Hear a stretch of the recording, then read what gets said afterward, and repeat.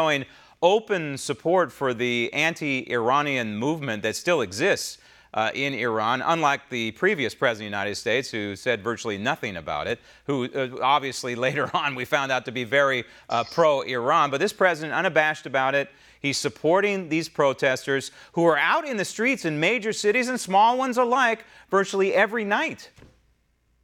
Yeah, so this is a far cry from the last administration, which was way too busy sending Iran just buckets of cash.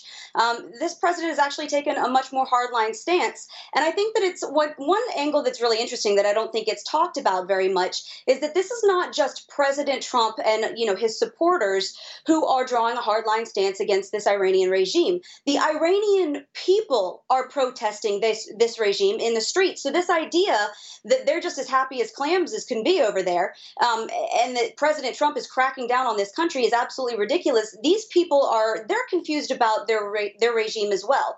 For example, you have bus drivers in Iran right now that cannot get fuel. They're sitting in lines 24 hours long because they cannot get fuel.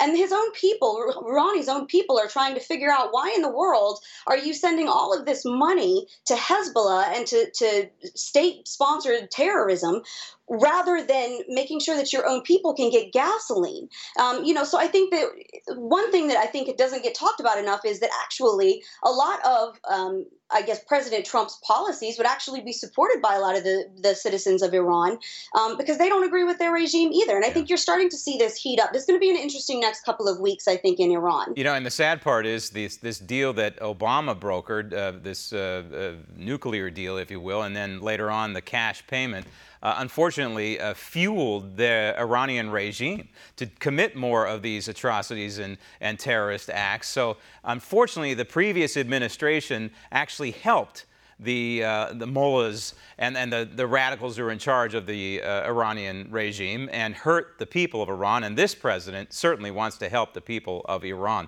In California, it's not global warming that's making these fires so bad. It's this radical policy, this liberal think out of Sacramento in particular concerning, yes, water and what to do with water, not help people, but help to smelt downriver, and also environmental laws and environmental policy from Sacramento as well. That's helping fuel these fires. You're exactly right. So the idea that California wildfires are a new thing is so willfully ignorant, it's almost laughable. I mean, the largest California wildfire to date was back in the late 1800s. This has been going on for a long time.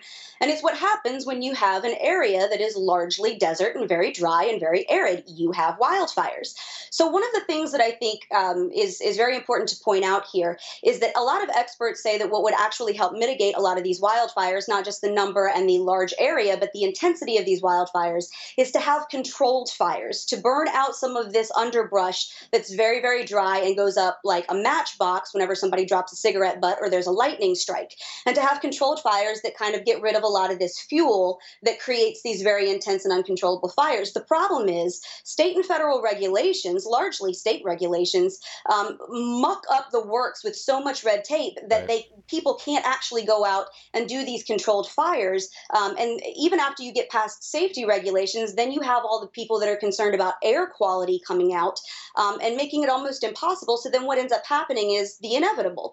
A lightning strike hits, you have a wildfire that goes absolutely out of control, and then you get crappy air quality anyway. If regulations would get out of the way, we could actually probably get a huge handle on these wildfires before they ever even start. Controlled burns are a crucial proactive tool in the arsenal for firefighters. You can ask any of them and they'll tell you that. The president was tweeting about that. The president also tweeting about the mainstream media, of course, which he is wont to do. And he's considering himself a great service to the American people for calling out the media and being fake news. And I happen to agree with him because I think the mainstream media are misleading, by and large, the American people.